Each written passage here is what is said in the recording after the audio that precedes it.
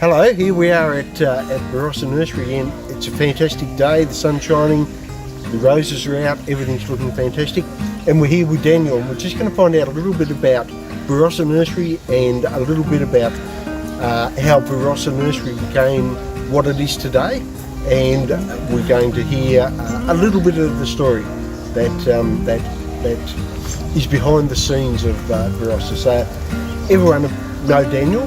And Daniel, thank you once again for having us here. And it is a beautiful day, but it hasn't been like that, has it? Been a wet season. We've had a very wet year here in South Australia. Normally we are the driest state in the driest country in the world, I think. So you know, the last sort of few months it's just been certainly very unusual for what we normally experience here in South Australia. So we love coming to the Barossa as people do, and it is a real draw card, and people come from all over Australia, all over the world to come to the Barossa Valley.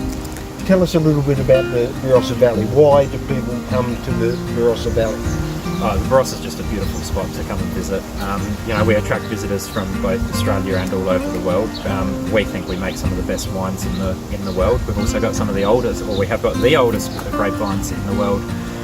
In the valley floor here. There's a lot of history. The Barossa was started by a lot of Prussian and German migrants coming into Australia, and one of the big things was growing wine, and it's just really developed from there. We've got the perfect climate for grapevines, with your cold, wet winters, frosty conditions in winter, and then your hot, dry summers, which is perfect for growing grapes with the full-bodied flavour. Things are certainly looking a picture out there, and we really did comment how good the Barossa is looking as we came in this time. Now, a little bit about the Barossa Nursery. I know a fair bit about this because I've written the history of this a number of times, and it really is a fascinating story. So Barossa Nursery started when and how and with whom? So it started all the way back in 1951 with my grandfather.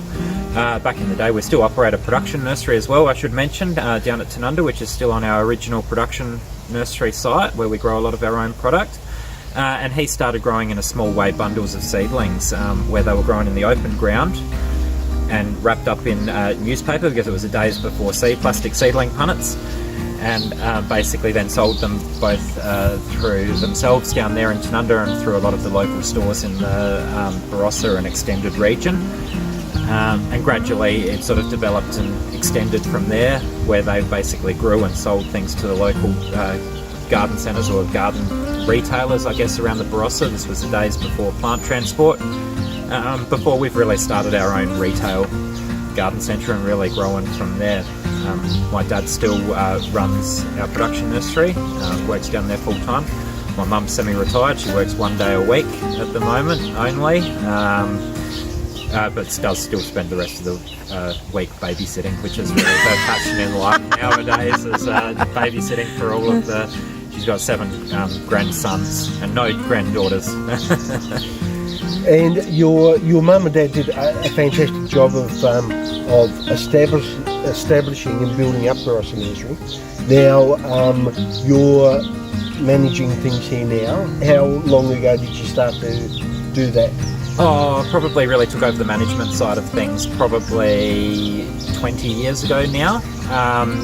What happened at the time is my mum's mum was really crook with cancer, and mum had to, right through spring, which is always our peak busy time, was taking her down to the Adelaide hospital all the time, so she was away from work. So somebody really just needed to step up and take on board, which was me, and really I haven't looked back since.